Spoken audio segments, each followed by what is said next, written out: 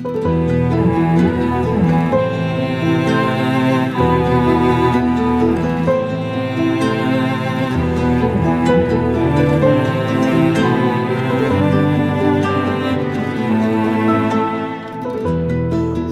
کنار هم، چه چیزا از جنون دیدیم. ما هر دوتامون بعد هم داغ جوون دیدیم. من این تویی رو که تمام عمر کم دیدم، حالا برای دیدن تو چشممو میدم. هر بار که من گفتم آزادی، تو خون بهاشو قبل من دادی.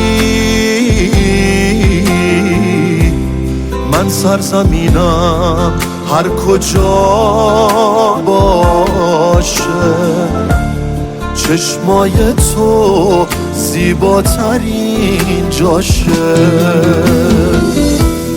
موندیم و از مردن برای هم نترسیدیم.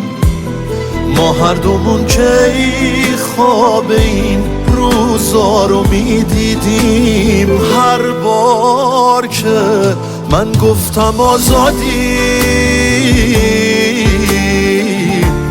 تو خون بهاشو قبل من دادی. من سرزمینم هر کجا باشه، چشمای تو زیباترین جاشه.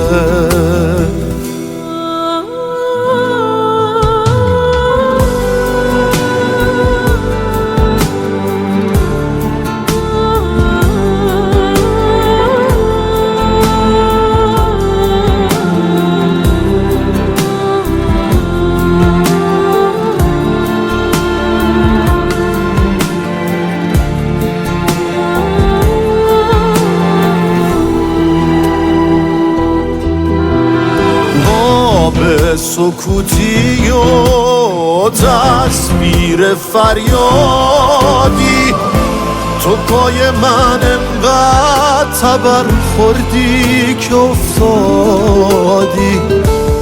از خاطرات ما پاییز میباره، دنیا به ما یه زندگی خوش بدهکاره.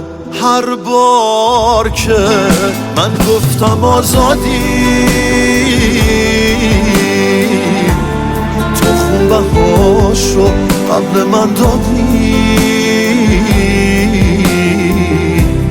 من سرزمینم هر کجا باشه، چشمای تو زیباترین جاشه.